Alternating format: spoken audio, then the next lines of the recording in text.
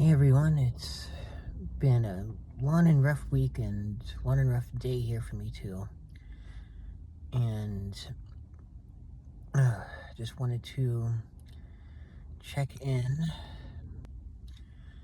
This week I was just gutted from multiple directions. Everywhere I turned, it was something else, all the stuff going on in the political landscape, and then personal stuff going on. People I know are sick and not doing well. And just one thing after another, and I'm not even at my house right now, because it feels like I just had to get out and breathe for a while. I'm just in the parking lot at a store here. And I don't know if anyone else has felt like that this week or at all during the last year or so here, or even the last 10 years, just a constant string of just one thing after another, and it just feels unbearable at times. And I know there's reasons for optimism right now that the opposition movement is gaining a lot of strength and the regime is losing more and more control, but at the end of the day, as I'm recording this at this very second, there's kids in concentration camps. There's kids imprisoned in concentration camps in this country, and not enough people are wanting to do anything about it. And now they're building only more. ICE is going to only build more of these camps. There's been some pushback in some areas, but it's not unanimous because they're still planning to spend billions and billions of dollars to build more detainment centers. Back at the beginning of this very long week, I think it was Monday, I don't know. At the beginning of this week at my house in our neighborhood, there was a power outage. And all of a sudden there for almost an hour, I had no access to, well, except on my phone, I didn't have access to the electricity or the internet or anything, and I decided not to use my phone to conserve battery power in case I needed it to get a hold of work. Anyway, there I was feeling that, oh, finally I can just let things slow down, and I can just sit here in the quiet of a winter's midday down in my den next to the fireplace. But of course, and it's good the power did get fixed, don't get me wrong, but then I had to jump right back into the fray, the fray of work, the fray of being in this fight for the fight for democracy. And then on the home front, I have a lot of things to take care of on the home front, as I'm sure we all do too, and just needed a lot of different directions, and it's one thing after another. Bad things happening in every direction you turn, it feels like, and just a lot to cope with. So I think it's important that we talk about how we feel when we're going through times like this, because it feels better just recording this right now, I can tell you that. And so it's important to get out our feelings and not hold it in, because it's not healthy to hold stuff like that in. I recorded earlier a very different kind of Friday night video, but I think we'll trash that one when I get home, and this one that I'm recording right now is one I'll use. This better captures how I feel, and it's a lot quieter in this environment here to be able to record this. But as rough as this week has been, I found some articles by the folks like Jess Craven and Jack Hopkins, a lot of pro-democracy, progressive fighters and writers out there on Substack that I follow, that you guys should too. And Jess in particular was talking about the parable of the green dog and the red dog. And this this past week, I've pretty much been living off of the red dog, the anger, the hatred, the rage, despair, dark side of the Force stuff, if you like Star Wars, And then the green dog would be like the light side of the Force. Love, kindness, patience, virtues, stuff like that. I keep wondering what would happen if someone sees me in here talking to myself doing this video recording for you guys here. There's cars going by.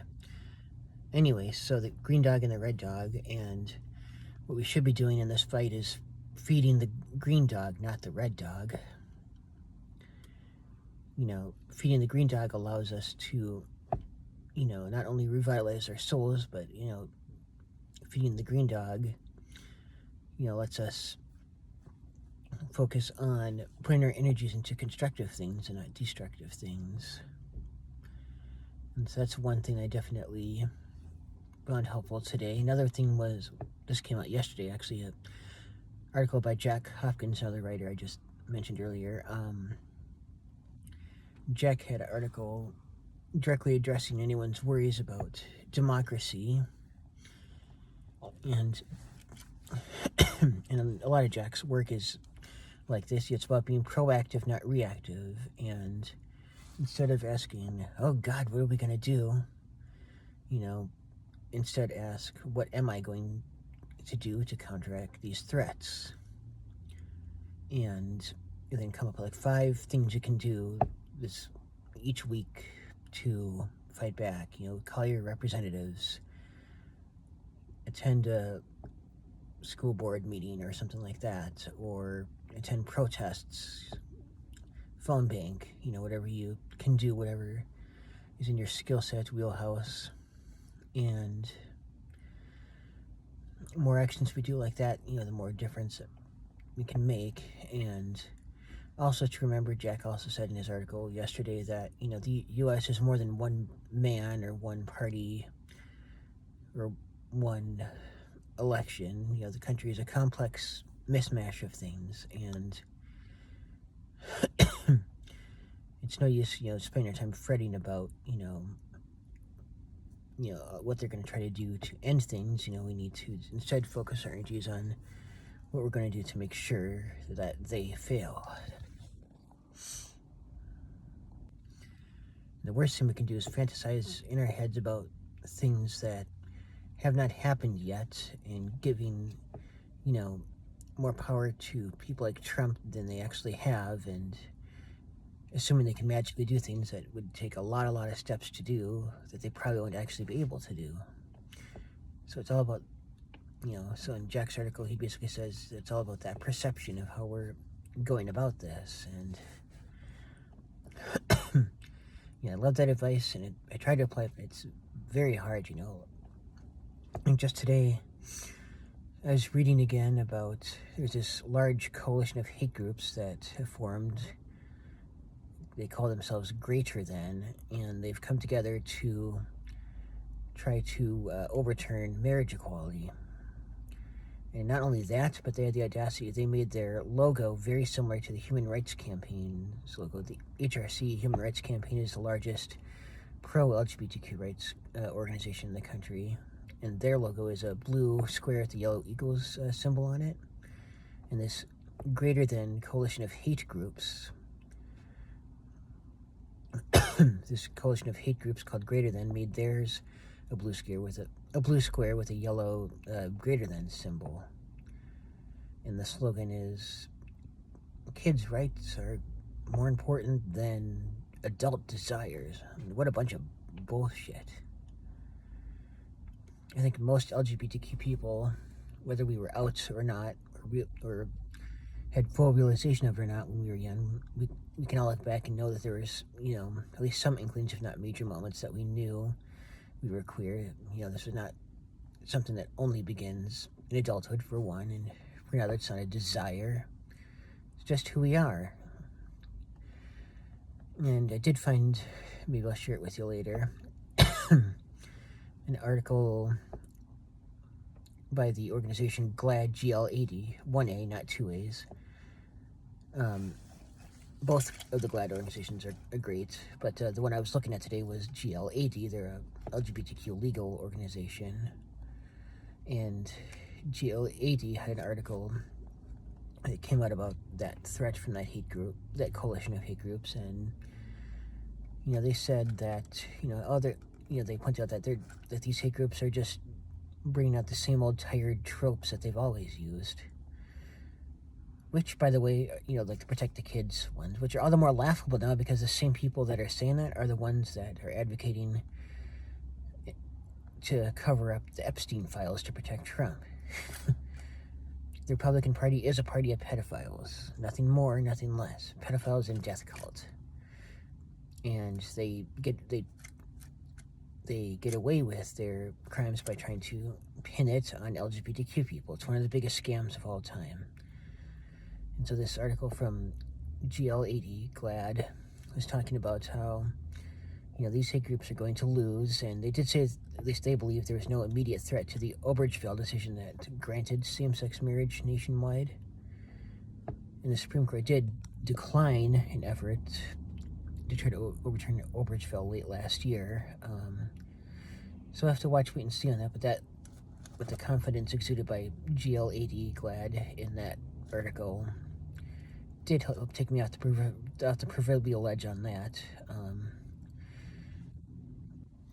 But still, it's one thing after another, and these hate groups pride themselves on, like how they co-opted HRC's symbol like that. They, that's part of their cruelty, is appointing to be as insidious as possible. And as I've said before, once they hurt you, then they want to come back and hurt you again, especially if you beat them. Fascism cannot stand to have a loss.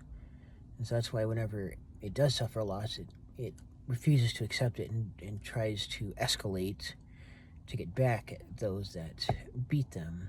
That's what the whole big lie was about over the 2020 election. That's what, there's just countless examples of them doing that over this past 10 years. Liam Ramos is another example. They tried to, after he was able to be released, they tried to deport him again. And then last Friday, thankfully, a judge quashed that for now, giving the family of Liam a continuance, which basically gives them time to process their asylum case. I haven't heard any other major updates on that one in the past week here, but if I ever do see any, I'll be sure to let you know as soon as I see it. But that's what fascism tries to do, though. It tries to beat you down and even if you score a win against them, they try to come back 10 times harder to get back at you because they can't stand to lose. And as I was talking about at the beginning of this video, you probably noticed just how frustrated and upset I was coming into this one, just because of the rough week I've had. And what I've noticed is that it's not just that we're living under the fascism, we're still living all of our normal lives and living under fascism. In addition to living under, fascism, crumbling democracy, we still have our families, our jobs, obligations, things like that. And it's, all that stress compiles, and, because of, all the stress that comes specifically from, the Trump shit and the fascism, that's the stuff that, that none of us definitely deserve to have on our plates. I do believe that human beings were designed to, take some amount of stress. I think, we've always shown that we're resilient and we can handle things. But life does definitely, it does give you a lot to handle at times. And then what you notice is that living under fascism makes you sicker and sicker. At least that's what I've noticed. The stress, we weren't meant to have this level of stress and sickness in ourselves as a result of all this. And it's also the sickness that results as a consequence from white supremacy. White supremacy is basically just a death cult. It is a horrible thing that we're all indoctrinated with against our will, starting when we're very young. All of us, even me, every person is indoctrinated with it. No one can escape that. And what that indoctrination does is it gets to your head and it prevents you from being able to listen to your heart. It gives you a distorted view of reality. And, I grew up I was with the Baha'i faith, a very open and accepting religion, the newest of the world's religions, and it championed racial equality. And so I thanks to that, I think I had, some tools to combat the indoctrination early on that others did not, but yet I was still not immune. And several years ago in 2020, after the George Floyd murder, I really started getting back into thinking more about racial justice. And then I got some books on anti-racism. I read White Fragility by Robin DiAngelo. That book helped me the most. It made me take a hard look at, what I thought I knew and assumptions that I had. And after going through that a couple times, as well as other books, like Heather McGee's The Sum of Us is another good one. And over time, after studying that stuff, I was able to come to a lot better place with, I was a lot better place in understanding just how this indoctrination works and how to better combat it. I was always in favor of racial equality, but I really wasn't fully clued in on everything, until just, a few short years ago. But it's something that we all need to get involved with dismantling. That we all need to dismantle this horribleness of white supremacy together. And I've been following Walter Ryan on Substack. I'm actually a paid subscriber of his now. Walter is he's a writer. He's made a career as a writer. He's a very progressive, open-minded person. He actually lives not far from, I don't know where exactly he lives, but he lives in the same area of the state of Wisconsin that I do. Generally, we're both about an hour and a half away. East. Sorry, we're both an hour and a half east of Minneapolis, here in the western part of Wisconsin. Anyway, I've been following Walter for a couple of years now, ever since I stumbled onto Substack. And he's done a lot of work, he does lots of Substack lives with people, and written a lot of articles to discuss his own journey with dismantling the white supremacist indoctrination. And he has a lot of really insightful stuff. I learned a lot from him. And like I said, he interviews Will Fullwood, Zuri Stevens, Egberto Willies, I think he's been on with, Marlon Weems, Arturo Dominguez. These are all people of color who are excellent writers and journalists on Substack that have their own pages, and Walter regularly interviews them as well, and they have a lot of great insight about fighting back against racism, the indoctrination of white supremacy, and what needs to be done to end it. Excuse me. And if you're looking for more Substack creators to follow that talk about those things, in addition to the names I mentioned, I also recommend Daniel Moody and Wajahat Ali. Daniel has the Damn Digest, and Waj has the Left Hook. Those are both Substack publications, and they also post stuff for it on YouTube. And they also they interview different people daily, and then twice a week Waj and Danielle come on together themselves for Democracy-ish. Well, 3 times a week, I think, actually. And Danielle's another person I've learned a lot from about, and Waj too, about, just the truth that America has always been like what you see right now. That, black and brown people have been having to deal with threats like ICE since forever. And because it's been ignored, since white people have not dealt with America's original sins of greed and white supremacy and misogyny, now we're all facing the consequences. The gun is pointed at all of us, and that's why in this country we need to have a huge reform to build something that really has not yet come to be here. As I think of it in my head, and I've written about this before too, I have so much more reverence for the leaders of the civil rights movement in that, because they truly were trying to create something that had not been before. This country had not, it still has not been, the country that is, open and welcome to all people. And so it takes, those of us who are willing to imagine, not reimagine, but to imagine a world that is, a society that is welcome to all. It takes the imagination and persistence to bring that to fruition.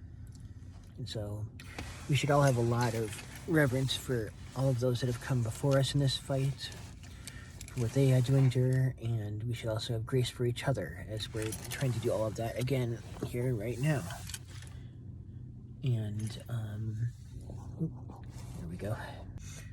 If the United States is going to be a country that is welcome to all, that has true justice and rule of law, true democracy, then it's on us to build that. It's not that right now, and it won't be by osmosis alone. Right now, the country is nothing more than a horrid cesspool that is run by the worst of the worst people, and we're never going to escape the stains of those vile monsters that committed the crimes that are as listed in the Epstein files, all of that, plus everything we're seeing right now that ICE is doing. This country is stained with the legacy of Epstein and ICE and Trump. And those things cannot be removed until we, top to bottom, reform this country and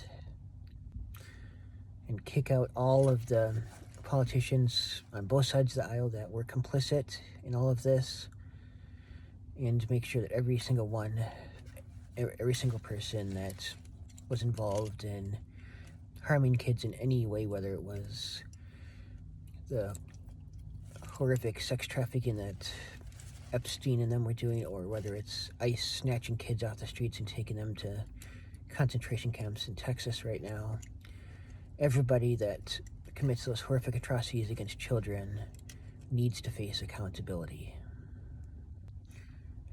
And coming to terms with the fact that everything I thought I knew about the country was such a lie, I kind of wonder, was my whole childhood a lie sometimes? Everything I experienced in school, do I just remember it a certain way that it seems like I had a good time and that people were generally kind and sane and not evil or crazy when I was a kid? I mean, there were bad apples here and there, but I never as a kid saw any inclination that, especially at our highest levels of office, that there were utter maniacs like Trump or Pam Bondi or anything. So, I mean, I guess now that I'm a grown-up, I know that George Bush and them were pretty terrible, but at least they knew how to sound decent. So I'm trying to juggle two different things in my head, my experiences prior to Trump and everything that's happened since then that has lifted the veil on all the bad stuff that has been going on in this country since its founding, before its founding. And then I think, who am I kidding myself? I remember 9/11. I was 8 years old on 9/11 when that happened, so I lived through atrocity as a kid too. My dad died of cancer when I was 12. I was no stranger to adversity like that. Stuff was going on that I just didn't see or wasn't aware of, and the hostility inside this country was not yet at a point where it would become a part of even my daily life, because I was just a kid. But I can say that I did have some good moments, and I learned good lessons from good people, good teachers, good family members, friends, people I met through the Baha'i faith that taught me things that I can use now, or in this moment now. So that wasn't wasted. Nothing that anybody who has good in their heart has done is ever wasted. everything that everything that each good person that has done to help me on my way has led me to be where I am now, where I'm able to try and make a difference in this world and have the toolbox that I need to do that. And that's the case with, anyone that, parents, teachers, caregivers, mentors, anyone that has done good for a kid and taught them how to be kind to others, that pays off later. And there's so many good people around it right now because of those efforts. We have the numbers, we have the majority in this country because of the hard work of kind people over the generations here.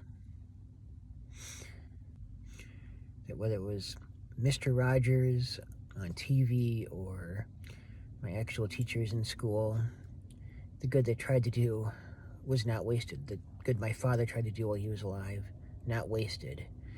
And,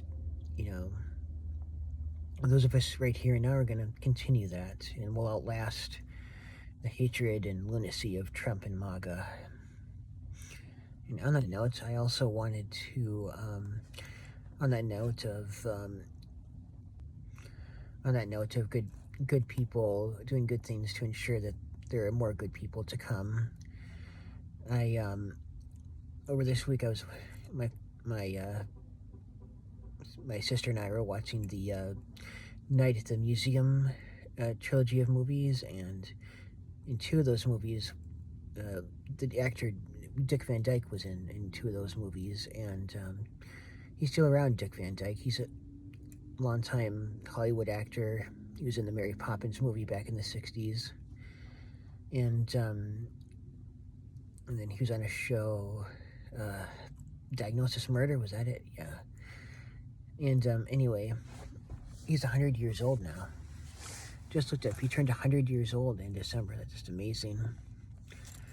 And he had this, he was interviewed by someone about a month before that about turning 100, and basically in his quote he talked about, he got as far, he lived as long as he did in life simply because he chose to live to the fullest. He said he embraced life with a bear hug and,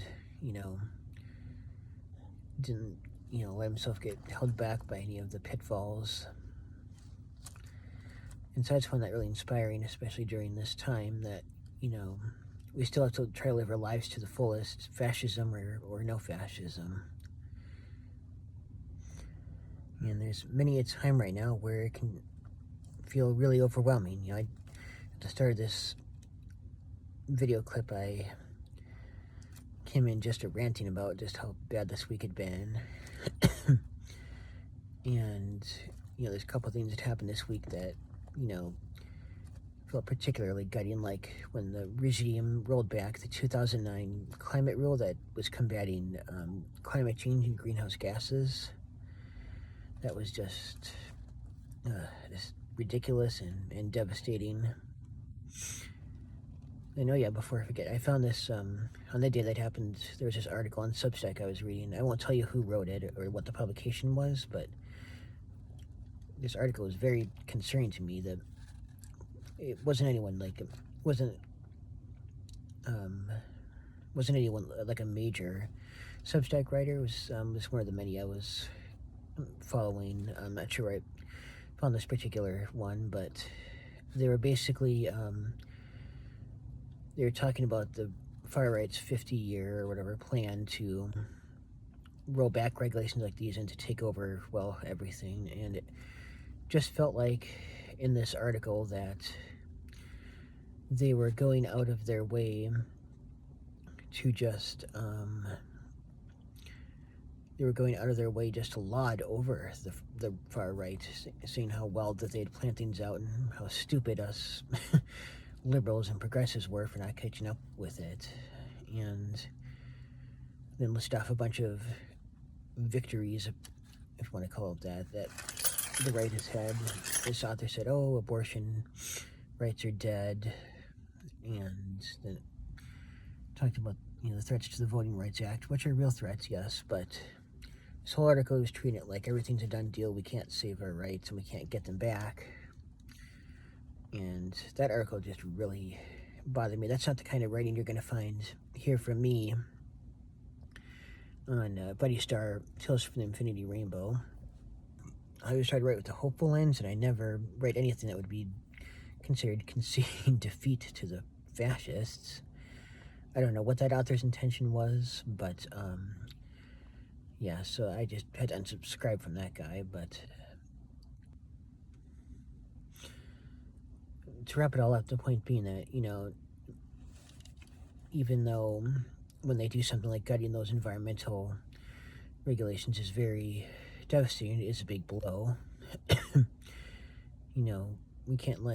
We can't give up. We can't let any one of these attacks, be something that makes us give up. We have to keep moving forward, and we have to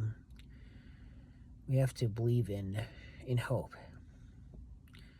We have to use hope as a discipline, as it said, because if we don't, and as Danielle Moody says, if we don't have hope, then what are we doing here?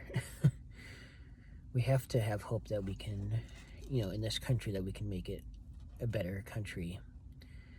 Because if we don't have that, then what are we doing? All right, that is enough here for this Friday night hangout chat. Thanks everyone for watching. Like, share, subscribe, and I will talk to you later. Bye.